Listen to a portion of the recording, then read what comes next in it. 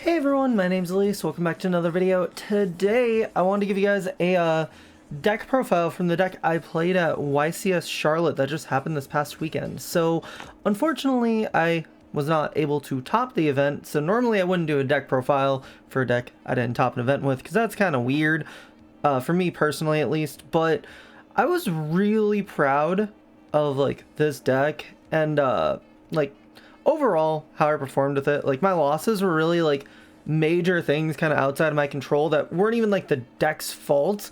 So, I don't know. I was really happy with the deck, and genuinely, like, just variance just messed with me a little bit on, like, my opponent's side of just having, like, insane shit.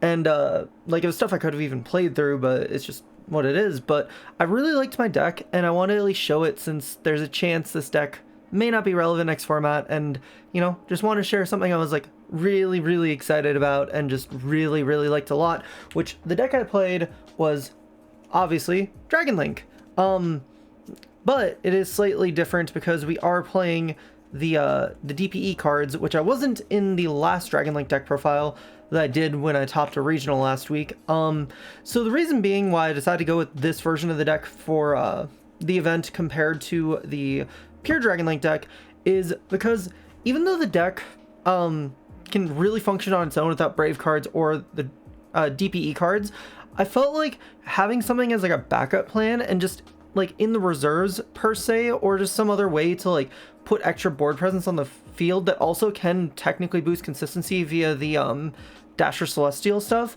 it just felt like overall it was going to add another layer to my deck that was genuinely appreciated, even if it wasn't necessary, but it ended up just putting in a lot of work.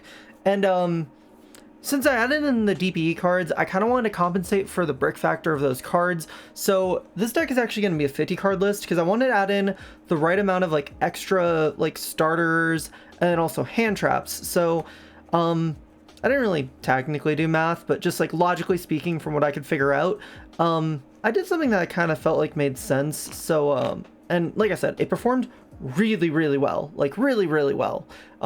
Didn't obviously perform as well as the actual Dragon Link deck that topped the event, which it was actually my deck that I topped the regional with the week before. Fucking weird. Imagine I make a better deck and then that list is the one that tops the event, but you know, it'd be like that. Shout out to Will. He did a good job. But, yeah, before we get into the deck profile, just want to give a couple shout outs.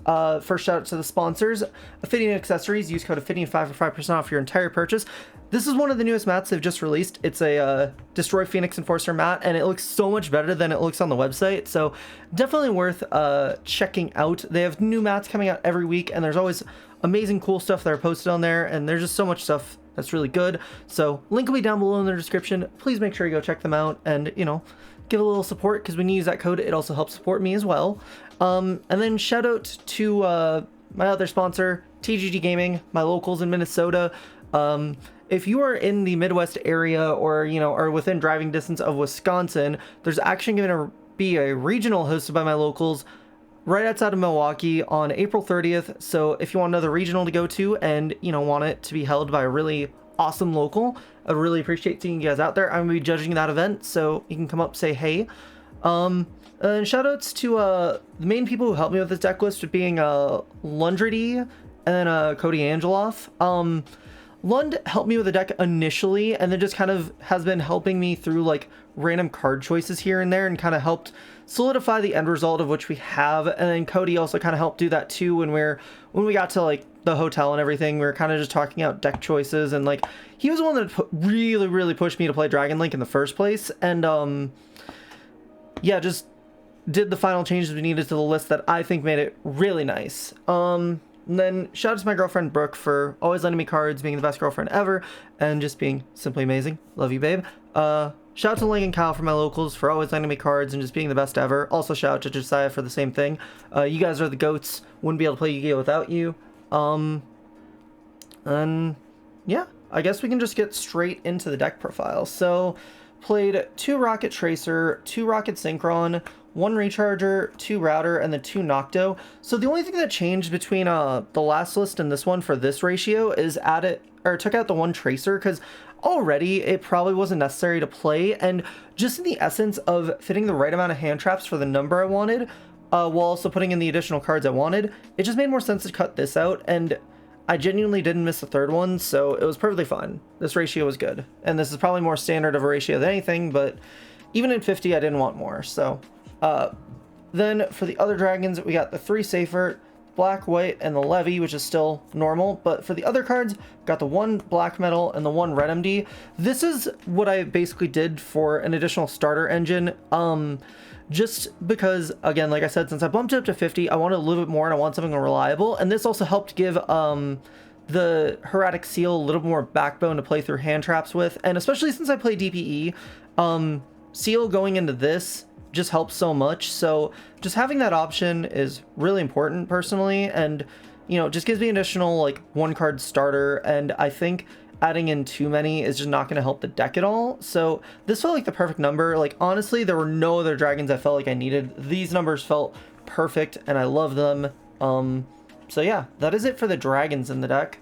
For the only other bricks, I mean, like besides, you know, cards that whatever, bricks, DPE cards, I don't know. If you're not playing DPE in a deck, it's just, I don't know, DPE is just too good. And then for hand traps, played 3 Ash, 3 Droll, 3 Veiler, 3 Ghost Ogre, 3 Nib, 3 Gamma and a Driver, and 1 DD Crow. So this list plays 19 hand traps. So 19 hand traps in 50 felt really good. Originally, like going into the YCS, I was gonna have 50, and it was gonna be, or not 50, 20 hand traps and 50 cards, and Crow was originally not in here. It was actually 2 imperms and then 1 other. So we cut the imperms and put this in, and 1 other card in the spell lineup, which we'll get into in a sec. So like the main 15 are the same, and I will stick by the reasonings for them entirely. Droll just felt like the next best hand trap to put in as like a power hand trap, and like, I don't know, I still like this card a lot. The 1 Crow was a thing that both Cody and Lund suggested, just as like, they felt like Imperm wasn't going to be strong enough, and Crow being a dark could easily come up more, and there's just enough things you can Crow that felt like it was going to be impactful enough and, you know, do things. So the card definitely felt fine. It only came up once or twice. I mean, it's a 1 of, but the purpose of it being here, I think, felt really good. So I really liked this choice. Like, the only other thing I'd maybe consider would be like Bell, but if I were to play Bell, I'd want to change up the hand trap lineup just a little bit more to incorporate more, especially with next format if I'm going to play this deck, which I don't even know if I'm playing it yet. I definitely want Bell in my deck list, but for this event, I think it was really good, and I am not disappointed by it. And for the spell cards, 3 Chaos Space, 3 Quick Launch, the 2 Fusion Destiny, Boot, Ravine, and then the last card in the deck is Called By. So Cody is really adamant on me maining this card. I didn't feel like I needed it, but I wanted it in my deck list somewhere. But since the way we found out how to do it is by doing this by cutting the imperms that were originally there, and like they talked me into the fact that just missing the 1 hand trap really wouldn't be a big deal, and that this is just enough of a good versatile card that it's definitely worth to play, and it was. So yeah, I mean, weird complaining about playing Called By, but no, the card was great. Yeah, so that is it for the main deck. Like I said, 50 cards. It was so nice not to play 60, and 50 was not too much at all. For the spell card, or for the extra deck, got the 1 Striker, 1 Pisty, 1 Seal, 1 Romulus, 1 Verte, 1 Dark, 1 Quad Boral, 1 IP. So that's it for Link 1 and 2s. The IP was 100% cuttable. I kind of just left it in as I didn't think of anything else that could have came up, but 100% this easily could have been a second Verte, or like maybe Zombie Vampire, but 100% this could have just easily been a second Verte. I never made this once during the tournament, since if I'm going to go for anything else, I'm going to go for Verte or like Dark or something. There's always a different option that I'd rather go than go IP, so it just ended up being like that. But I mean, in theory, it was nice to still have just in case, but it ended up not being necessary, which, oops. For the rest of the cards, Triple Burst, Unicorn, and Access Code. Didn't have room for Appaloosa like the last list, so oh well. And then for the Synchros, 1 Boros, the Savage, Chaos Ruler, Hot Red, and then of course DPE, everyone's favorite card. So yeah, that is it for the extra deck. 15, obviously. I don't know why I need to mention that ever. For the side deck, we got, for the hand traps, 3 Lancia, 3 Token Collector, 3 Imperm. Shout out to Brick for the ultis. So the Token Collector was the only one that I felt like was like a secure choice in my extra deck. One thing I was thinking about before the event was making a little bit more space in the extra deck and playing, or in the side deck, and playing cherries since I was going to be playing DPE, but it just felt like it wasn't going to be as powerful in the deck, so I ended up just not playing it, and Lancia just felt like the next best thing because I didn't really feel like I needed anything else as far as like going first cards, since like hand traps can just be going first cards, and I'd rather just have those than like any other going first card I could think of. And then so Lancia just felt like the next best thing. It also helps with the Flunder matchup, which can be iffy sometimes. So Lancia felt fine. It came in a couple times, so can't complain about it. And then Imperm, just again felt like something nice for like the random rogue decks or just something random. So I didn't feel like I was losing out on anything, and like it just rounded out the just in case factors. And like this card did come in and actually help me win a match against Shadal's and like other decks too. So yeah, these, I don't know, like Lancia was the most cuttable, but I think it was still really good, so all these cards are fine. And then for the rest of the cards in the side deck, only played 3 Twin for the back removal, just didn't feel like anything else was needed. This card was fine. And then last card is the MVP 3 goes in match. I don't know, this card carried anytime I drew it. I usually won the game from there, and it just was genuinely an insane card. Yeah, I can't complain about this card one bit. It just put in so much work every time I saw it, and I don't know, basically every deck loses to it, and if they don't, I can usually always find another way to beat them, so it was really nice. But yeah, that is it for the deck list. And like I said, I'm really happy with it, and like the main reason why I'm showing it is because I don't know if I'm gonna be playing this deck because like Despia is about to come out, and like that might mess with how the deck is kind of able to exist in the format. So I at least want to show this off now because again, it was just something I was really proud of, and like I literally like bubbled, and I honestly felt like I could have topped, and it was just an unfortunate thing that happened in my match that was just like whatever. So you know, that's just how it be sometimes. That's just how Yu-Gi-Oh is. But I really enjoyed this deck, and you know, it's another option to consider going forward, and I think this is definitely like the best version of any Dragon Link deck we have right now. And yeah, so I mean, if Dragon Link continues to be relevant, I think this is like the best starting point, and then go forward with this. So really enjoyed the deck, and hope you guys enjoy it too. And also a huge shout out to everyone who came up to me this last weekend and just gave me a hey, took a selfie, had me sign a card, and especially the people that were like, I was inspired to play the deck because of you, because you know, I didn't think that people would actually care that much about it. Oh, and also a special shout out that I forgot to mention earlier.